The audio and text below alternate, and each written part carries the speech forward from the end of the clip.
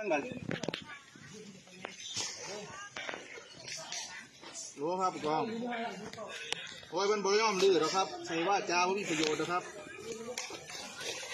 โอ้ยมันกลางสุดแล้วครับนัดเทียมเลยต้องอ้อมเอามีแทรกต่อทีเลยโคตรแรกครับกลางแล้วมันตีตะปูใส่แล้วมันเดี่ยวก็มาขึ้นผมก็ต้องเอาขวานตีตะปูมันออกตีมือมันจังหน่อยอะไรปวดมึงเดินชื่อบอกมันเช่นนั้นนะครับมีอาวุธเบิดปืนกลมันกระบอกนึงมัน6-7 คนเดี๋ยวต้องดักทีเลยนึงจวนดิเลยนะเฮ้ยจะมาใส่มาเจนยังไงจะตีมือเอาได้ดิฮะตีมือนะไปวัดยืดเคลียร์เหมือนฝ่ายใหญ่ดิใหญ่ช่วยเข้าไอ้ก็ไม่ไอ้ดะเราดีเด้อตลอดเบอร์มันเอาดักตอนเรือวิ่งมันเรืออย่างนั้นก็มันเรือจอมีจอใหญ่กรมเลยอะไรจอมีต้องยังหันกรมใจเด้งดักเคลียร์คนมีตัวใหญ่เคลียร์กรมตอนนี้อะไรวิกินเหรอวิกิน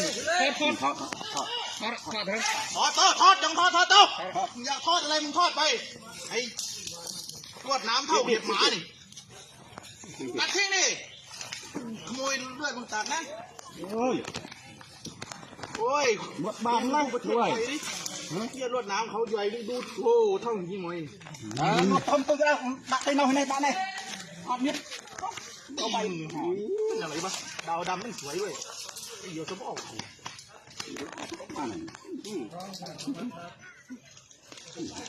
ใช่ครับเขาจังเลยไปนี่โอ้รวดน้ำดักมาแต่ใส่ได้ใหญ่พร้อมตะดักบ่ดีดักมาบดทำนาเตี้ยตั้งไอ้ตอนนี้เนี่ยเตี้ยตั้งบ่ไอ้ตอนนี้เพิ่งจะจำเลยถนัดเลยก็ต้องแฝงแล้วมาด่าใส่ที่เป็นเต้านี่เดินตลอดมาลงไอ้ดักไหนคือมันดักจ้ะด่าถอยคือดักได้คือเนาะได้เองก็ลาได้เองไม่ใหญ่มาบ่ได้เองก็ลาไม่อ่านเลยนะมาต้านเองก็ลาเอาเองมันต้องเป็นก็ลาบอกมาเลยก่อนไปเลยจังไปเลยมึงจวนดิเร็วเจ้ามือเฮ้ยจะเก่าสินเข้ามาดิกลัวมึงเหรอ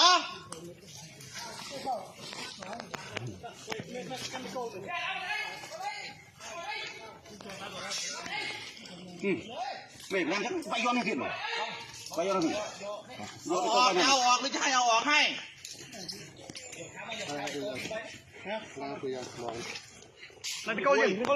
นี่ตะโกนลูกเบียร์ตุ้ยการก็เลือสิยออะไรไว้นั่นเลยเฮ้ยมึงตีใส่ที่กูตีมือนะ